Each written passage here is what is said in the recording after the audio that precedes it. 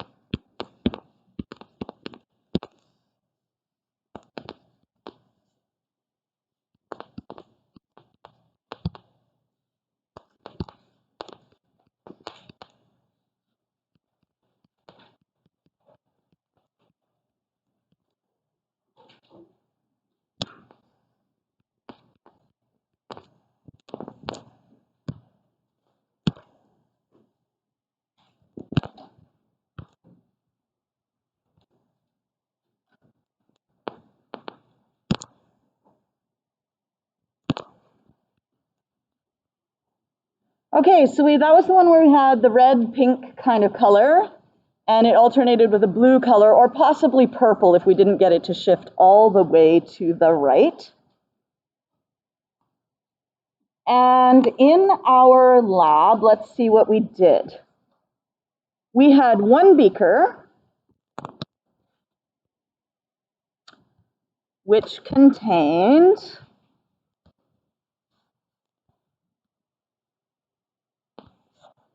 CoCl2 dissolved in water.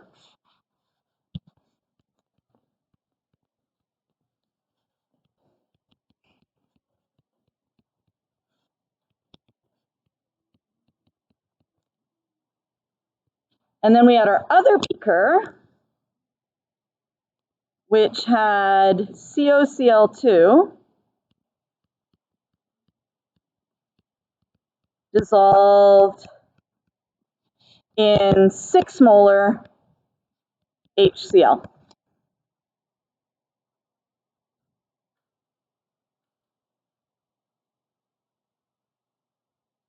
So the first thing we're going to look at is what happens to our CoCl2 when it dissolves. It was actually CoCl2 hexahydrate, solid.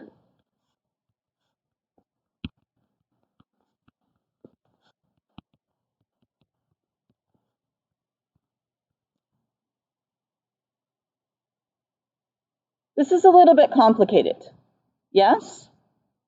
But what normally happens when you take an ionic compound and dissolve it in water?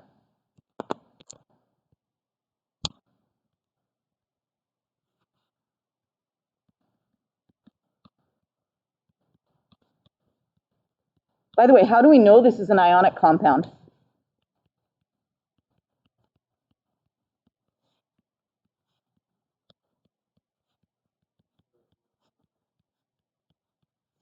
They're both metals. They're both nonmetals. Go look up cobalt on your periodic table.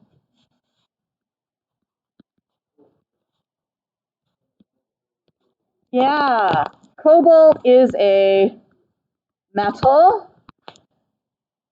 Chloride is a non-metal. So that's how we know we have an ionic compound, yes? What do ionic compounds do when they are dissolved in water? They dissociate. What does that mean?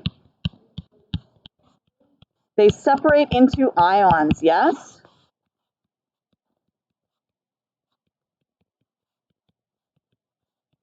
Could you please write the dissociation equation for CoCl2? I'm going to make it simpler. I'm going to get rid of that water on there.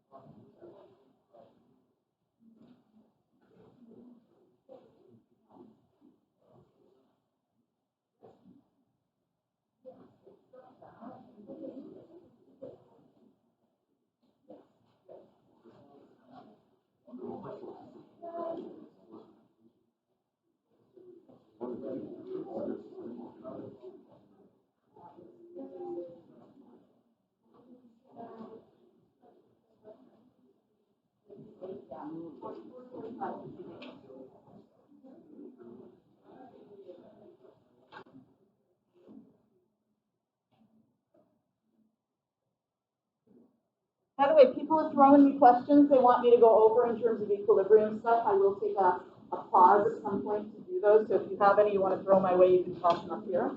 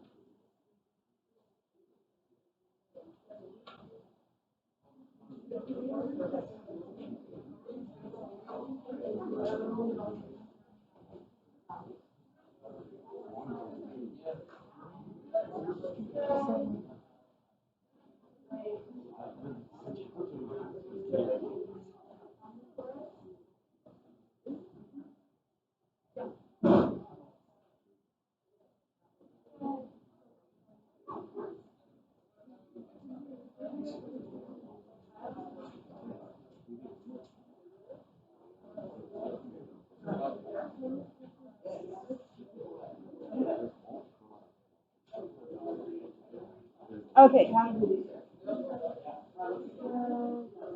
okay, I think we've almost all yes. All right, so it comes apart and you end up with CO, 2 plus, and don't forget we have a 2 here. Does that 2 goes in the front because they float around separately, right? The 2 there means 2 separate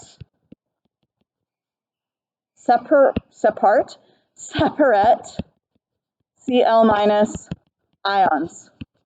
Okay? And cobalt does something a little funny once it's in water. It forms what is called a complex ion. You don't need to worry about how that happens or coming up with it yourself or anything like that. But cobalt, CO2 plus, forms a complex ion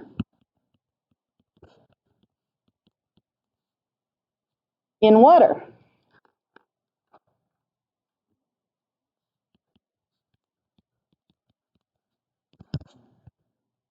So what you have is you have a cobalt 2 plus ion, and attached to it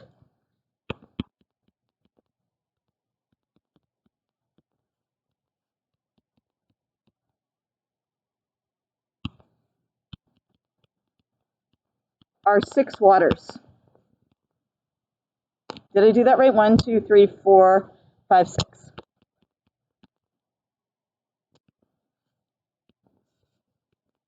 That whole little group floats around in the water, Don't worry about how it forms, has something to do with empty d orbitals, but whatever.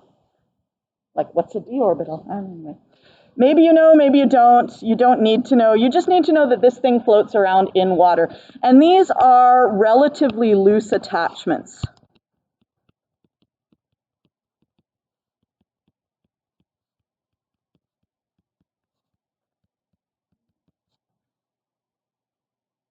Now that is not the only complex ion that cobalt 2 plus can form. If you put cobalt 2 plus, also forms a complex ion in the presence of Cl minus. And that one would look like cobalt 2 plus with some chloride ions loosely attached to it, 4 of them.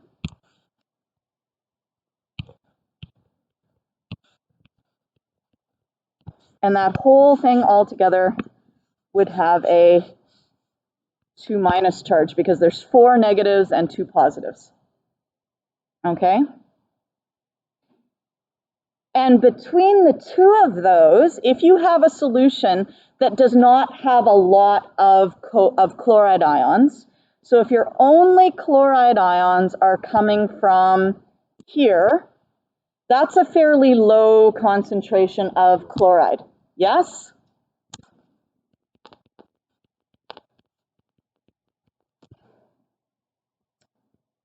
But in our second beaker, remember we have CoCl2 dissolved in 6 molar HCl. What kind of a compound is HCl? Tell your partner.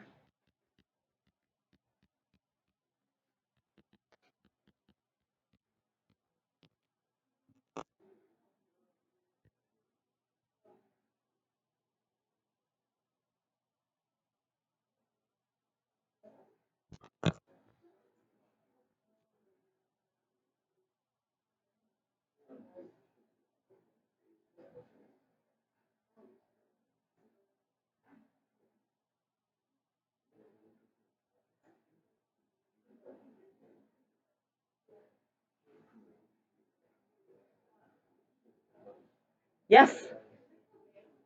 It is a molecular compound, a covalent compound.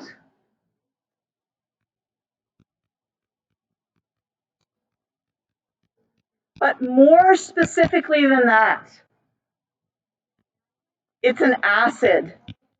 Yes, it's an acid. And what do acids do in water? Acids dissociate in water.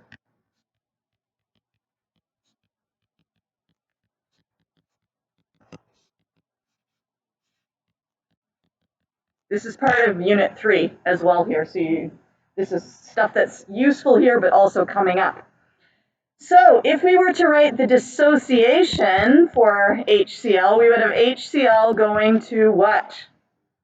H plus and Cl minus. I'm not going to worry about its original state. You don't need to worry about that. It just becomes aqueous and aqueous. Okay?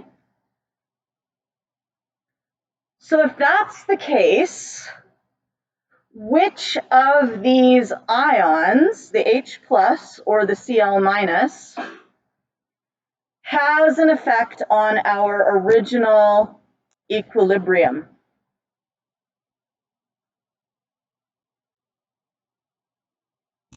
So out of these two ions,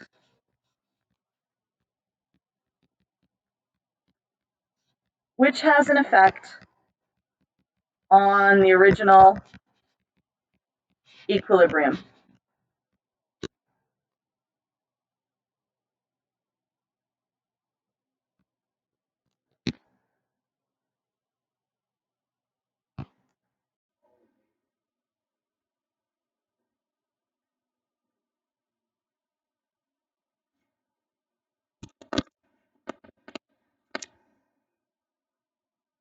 This shouldn't be hard.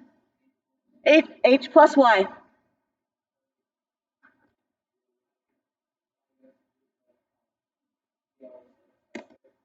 Cl is a spectator. Well, it's in the reaction, so it's not a spectator. Yeah?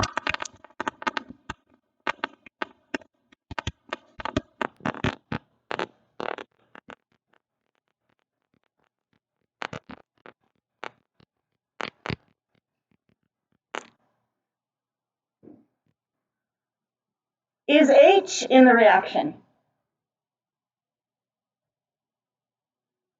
It's in water, but that's not the same as H plus, right? H plus is a different species than water. The only other thing you need to look out for, there are certain things H can react with. The big one being, what is one thing that you're always guaranteed hydrogen will react with? OH. So you can also look and say, is there any OH in my reaction? No. So chances of hydrogen affecting our reaction are low, okay? That means that it's probably going to be the Cl. And guess what? We have Cl here, and we have Cl here. So if we add HCl, what will happen to the equilibrium? It's going to shift to the right, okay? So if we have Cl minus increasing due to added HCl, then the system is going to shift to the right.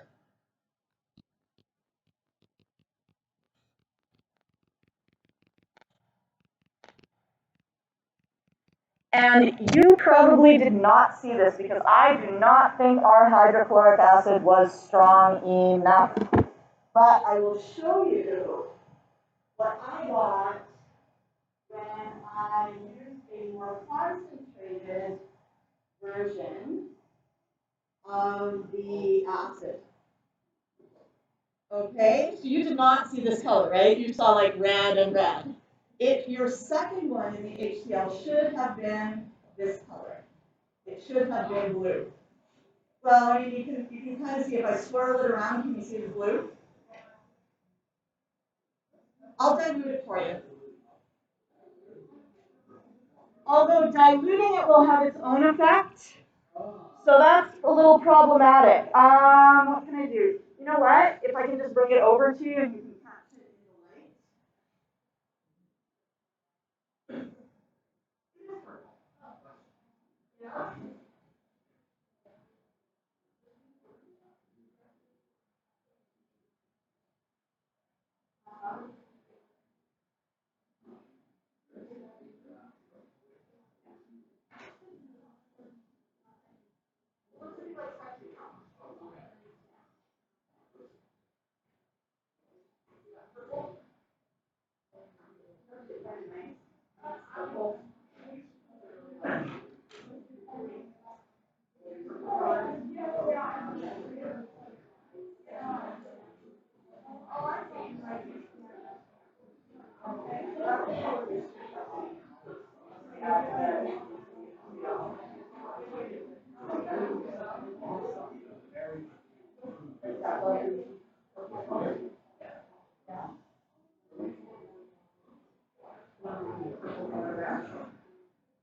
Okay, so that is the purple-blue color that you're supposed to see.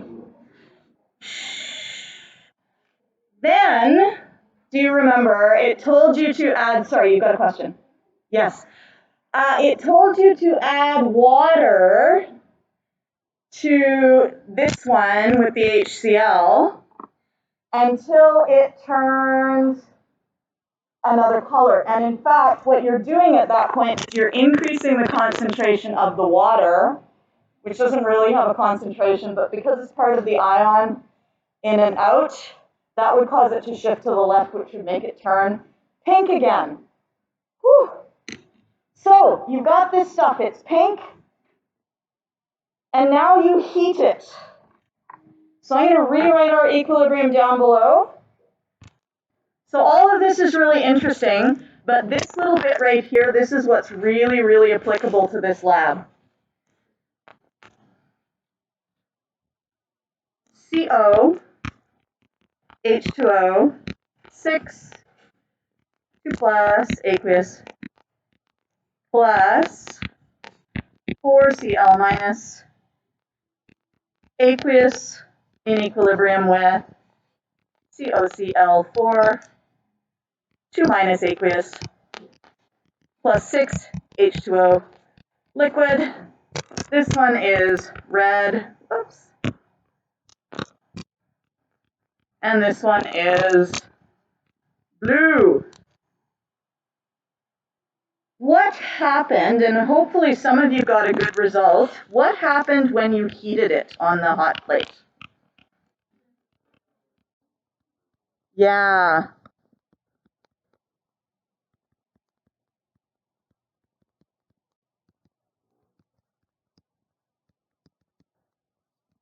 It should have gone from red to purple/blue, depending on your concentration of water, okay?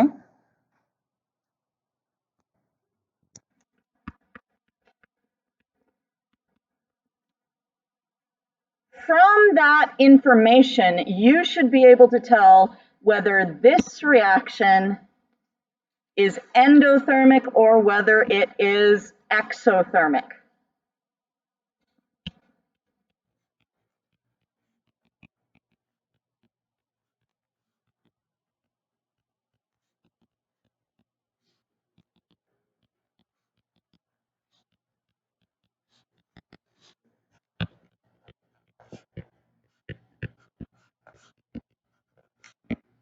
And when I say the reaction, I mean the forward reaction.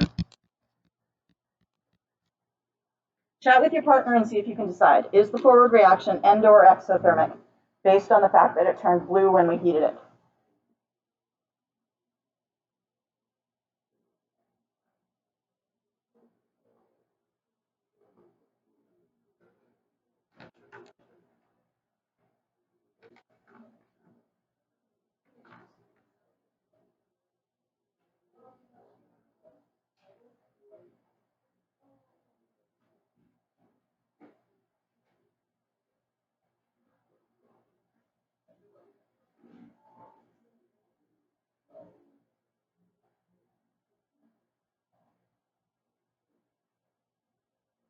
Okay, you guys are going to vote, okay? We're going to vote. You're either going to vote endothermic with the letter N, which is 2 fingers wrapped over your thumb, or you're going to vote exothermic with the letter X, which is like a hooked first finger. So either 2 fingers over your thumb or a hooked first finger. So endothermic or exothermic. 5, 4, 3, 2, vote. Yes, indeed, it is endothermic. You guys are doing amazing. That's so good. How do you know it's endothermic? Yes?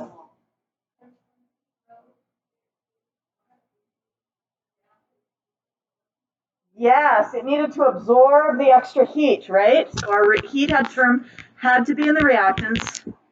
So when we added all that extra heat, when we raised the temperature, the system shifted to absorb the extra heat.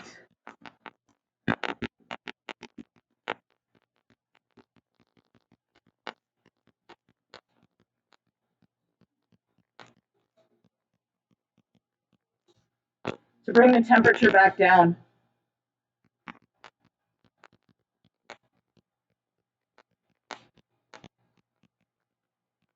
Okay, and that's the most,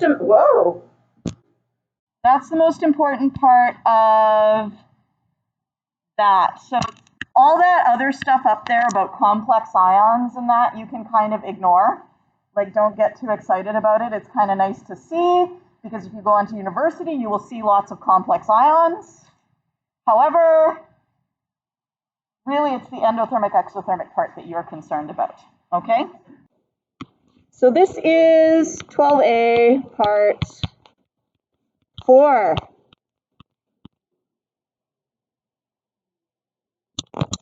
The main equilibrium is 2CrO4, 2 minus aqueous,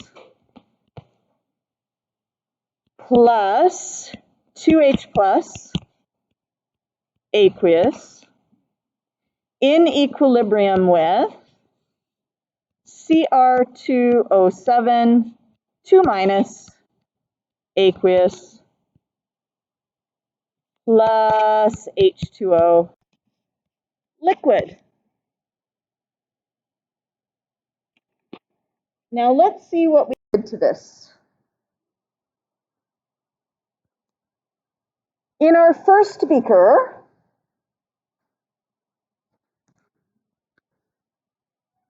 or test tube, I'm going to make it a beaker because it's easier to draw, we had K2CrO4.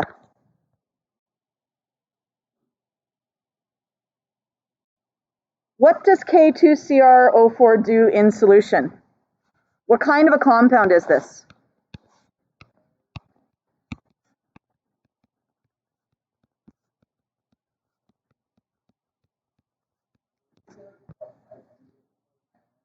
I'm looking for ionic, covalent, acid, base. Those are our major ones.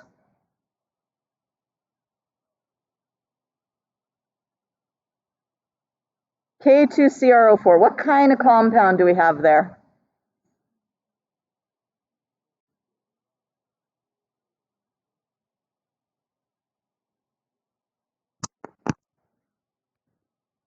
What is K?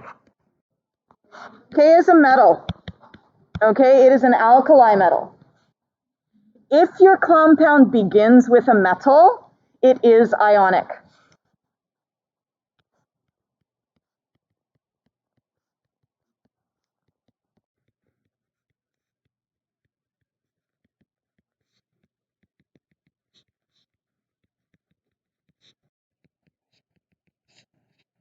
And I can tell there was disruption to your guys' education because you should know this by now.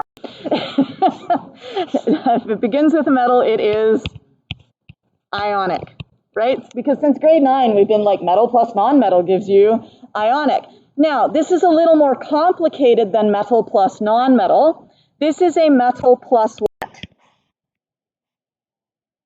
Polyatomic ion, yes? Ionic compounds are always going to be, you're going to have a cation and you're going to have an anion. You are not going to have like cation, cation, anion, anion. You're not going to have 4 different things. How many things are you going to have? You're going to have 2 different things. So when this dissociates, it should dissociate into how many things? 2 things.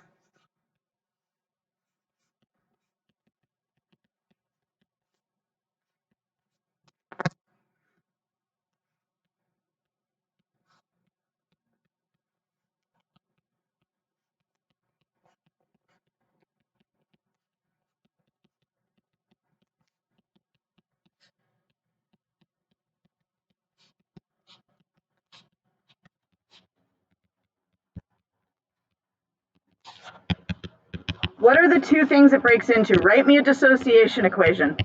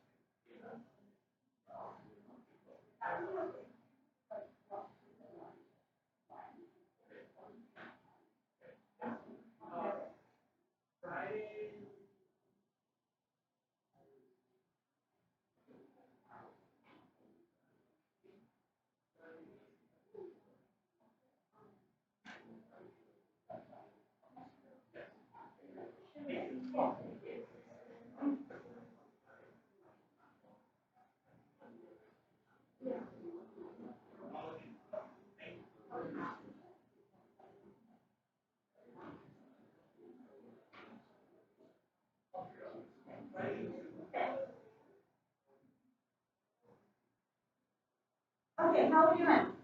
What did we get? We got K. How many Ks? 2 of them. And it's positive, yes? Because it is in column number 1. And what did we get for the rest of it? CrO4, 2 minus. And if you're not sure about that one, where could you look to feel good about it? On page 3, that's our common ions in the data booklet. What's the name of that ion? Chromate. Okay, chromate. You'll notice that all the 8 ions have O's in them. They have oxygens in them. Okay, so we've got this. This is lovely. And so in our beaker, we have K plus ions and we have chromate ions. What is K doing in this equation?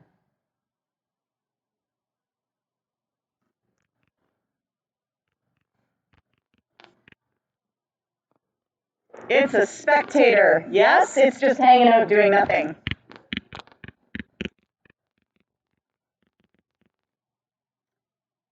So in our beaker, we have CrO4, 2 minus,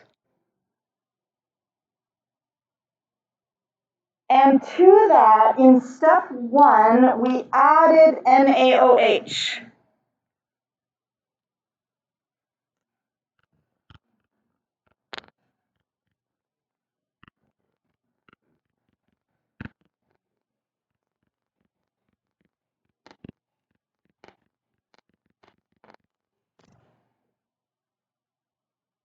Now, if we already have almost all chromate, right, so this is going to appear yellow.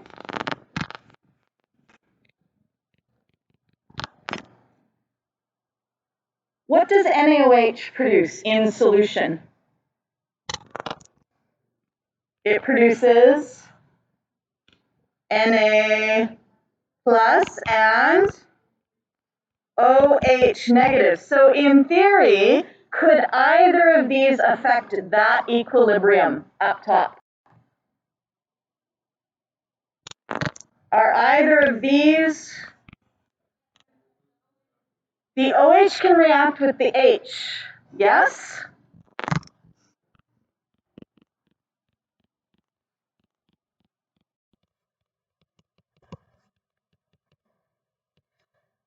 Whoops, OH can react with OH, that's not right. OH can react with H. The only problem is that we are already sitting in an equilibrium position which is really, really, really far to the left, okay?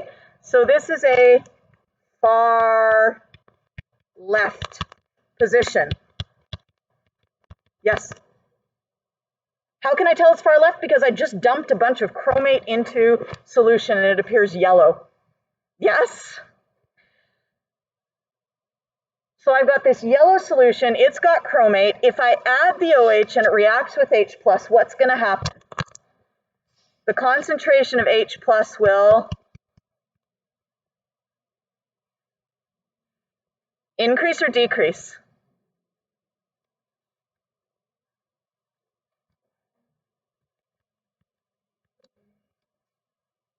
If it reacts, do we have it anymore? No, therefore the H+ decreases. But how much H+ did we have to start with? None. So if we start with none and we try to decrease it, nothing's going to happen, right? So basically, this is going to do nothing to this equilibrium because we're not really at an equilibrium yet. In order to be at an equilibrium, we have to start with either reactants or products. And we started with chromate, but we didn't have any hydrogen yet. Yes? So we're not actually at an equilibrium yet. We're really, really far to the left. Technically, there's a tiny bit of hydrogen ion from the water, but we won't even worry about that at this point. Essentially, we're not at equilibrium yet. And I think we're out of time for today, so we're just going to leave it there.